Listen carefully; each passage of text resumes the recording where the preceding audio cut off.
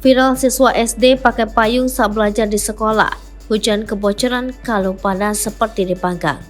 Viral di media sosial video aktivitas sekolah yang tampak miris dan sangat memprihatinkan. Kondisi sekolah tersebut sangat parah sehingga tidak membuat nyaman siswa yang sedang belajar. Momen aktivitas siswa belajar dengan kondisi miris ini dapat dilihat di postingan akun Instagram organkomlingilir.info. Dalam keterangan tertulis, beginilah potret pendidikan di SD Negeri 2 Rantau Lurus, Dusun 5, SP5, Desa Simpang 3 Abadi, Kecamatan Tulung Selapan, Kabupaten Ogan Komering Ilir, Sumatera Selatan.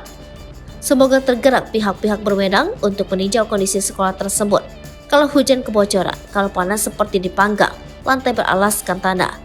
Meski dalam kondisi miris, sejumlah siswa yang tampak dalam video itu tetap belajar dengan maksimal.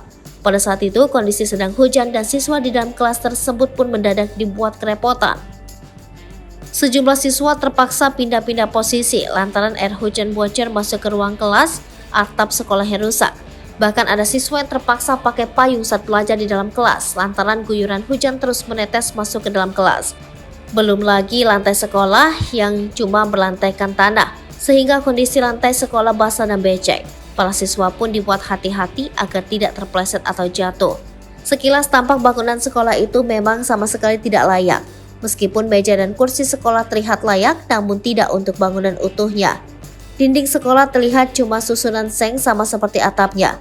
Sehingga dipastikan jika cuaca panas, kondisi kelas tentu sangat panas dan membuat siswa dan guru bak dipanggang.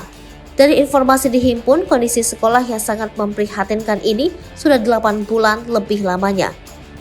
Kalau sedang musim hujan, siswa terpaksa pakai sendal lantaran lantai sekolah becek.